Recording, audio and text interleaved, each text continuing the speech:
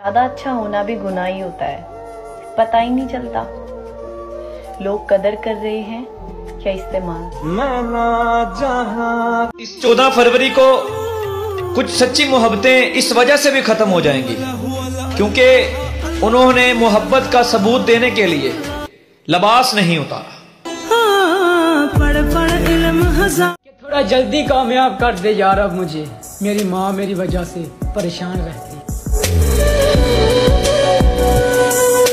मैंने सब कुछ छोड़ के अपनाया है तुम्हें, अब तुम मेरा साथ मत छोड़ना वरना मैं दुनिया छोड़ दूंगी। कुछ लोग अपना वक्त गुजारने के लिए दूसरों की जिंदगी बर्बाद कर देते हैं। लोग पाने के लिए मोहब्बत करते हैं, लेकिन मैंने तुमसे निभाने के लिए मोहब्बत की है। मेरी मन्नत कभी जरूरत पड़ी तो बताना, मशवरे नहीं साथ देंगे। वैलेंटाइंस डे आ रहा है जनाब, क्या गिफ्ट देंगे? जो आप चाहें। आपसे आपको मांग लूं तो? के वैलेंटाइंस डे आ गया है और मेरी जान अब बताओ रिश्ता भेजूं या तोहफा।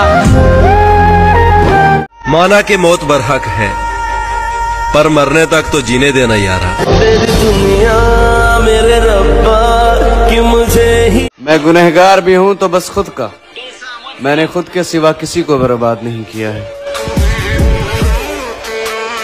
लोगों से क्या शिकायत मुर्शद,